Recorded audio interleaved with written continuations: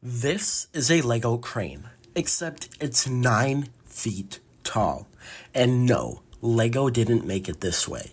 I did. Against the manual, against common sense, against every warning label that said this is a toy. Because I wanted to answer one question. What happens when you push Lego to the absolute limit? And spoiler, it got out of hand. Pretty fast.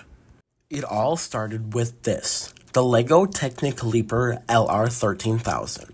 Already massive, already legendary. But I didn't want to build it. I wanted to unleash it.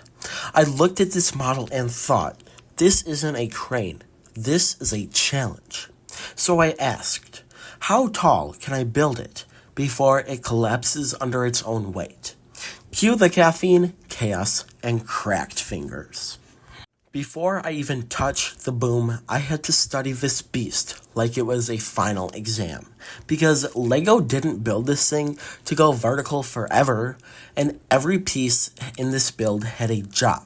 From the counterweights to keeping it tipping, to the gears that move with freaky precision. Also, the braces that flex just enough, but don't snap. This wasn't just snapping bricks together. This was Lego physics, and I was playing with the law of gravity, like a mad scientist. And I knew the moment I went beyond the manual, I was on my own. I started building, and at first, it was clean, tight, solid. But the taller it got, the scarier it became. The boom started bowing like a wet noodle. The base flexed like a trampoline. A single bad connection, the whole thing started shimming like a tower of a Jenga blocks during an earthquake. Every piece added was like pulling a pin on a grenade. And guess what? It collapsed. Hard. But I didn't quit, because now it wasn't just a build, it was a mission. Here's how I fixed it. Boom reinforcement. Internal support beams like Lego scaffolding inside the crane. Base lockdown built like the foundation of a skyscraper. This thing could anchor a small planet. Weight distribution, custom counterweights, strategically placed like I was launching a NASA rocket.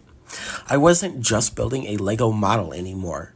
I was building a skyscraper out of tiny plastic bricks, and it was working. And then, after what felt like weeks of adjusting, rebuilding, and questioning my sanity, it stood 9 feet tall. The boom sliced through the ceiling, the tension cables snag under real load. The base not even flinching. This wasn't Lego anymore. This was a monument. This whole build wasn't just about height. It was about pushing past limits.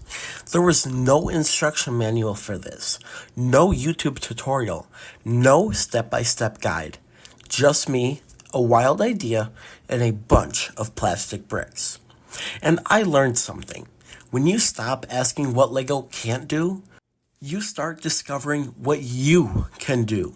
So if you've got an idea that feels impossible, try it anyway. Fail, rebuild, and build higher.